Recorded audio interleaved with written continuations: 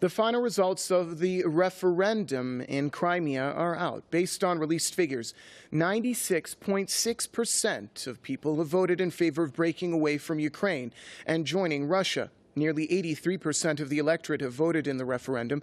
Crimea's regional government will now make a formal application to join the Russian Federation. This has been revealed on the social media page of the region's pro-Moscow leader, Sergei Neverov. Russia's lower house of parliament is expected to pass legislation allowing Crimea to join the country. Deputy Parliament Speaker Sergei Neverov has said that the results of the referendum clearly show that the residents of Crimea see their future only as part of Russia.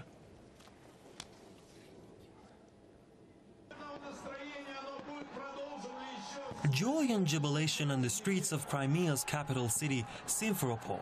The Russian-speaking majority of this strategic Black Sea region is euphoric following a controversial referendum which heightened tensions between Russia and the West. Crimea's pro-Russian authorities say the poll results show an overwhelming majority of the electorate have voted in favor of joining Russia. The festive mood was not just limited to Crimea, as thousands of pro-Russian demonstrators took to the streets in Ukraine's eastern cities of Donetsk and Kharkiv to support the referendum. The demonstrators expressed their willingness to join Russia through a similar vote. Meanwhile, tensions are running high between Russia and the US, with the Western countries stepping up their threats of sanctions against Moscow. The European Union, which rejected the vote as a violation of Ukraine's sovereignty, is now threatening Russia officials with possible asset freezes and visa bans. These threats come as many experts support the Russian position that imposing any sanctions will hurt European economies more than Russia's. Well, Putin is correct.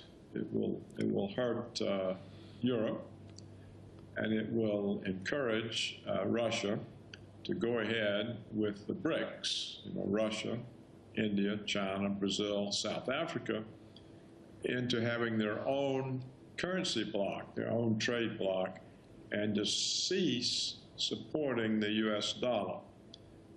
The sooner they do this, the sooner American power will diminish. The U.S. administration, which failed to pass a resolution at the UN Security Council against Crimea's referendum bid, was quick to condemn the event.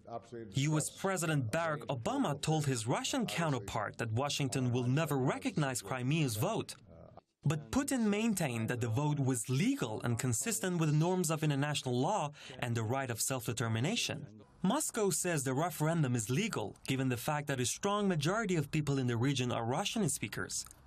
Russia also accuses Kiev authorities of failing to protect the ethnic Russians against the violence committed by Ukraine's nationalist groups.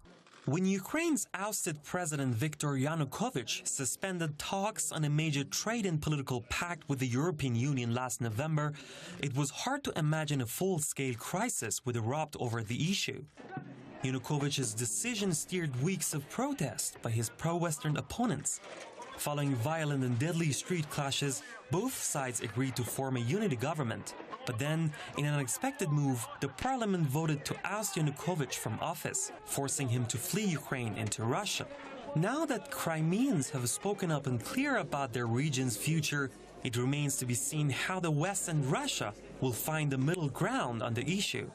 It seems that Moscow, which has always felt threatened by the US and NATO's military buildup on its western borders, will not compromise its long-term strategic interests in the Black Sea region.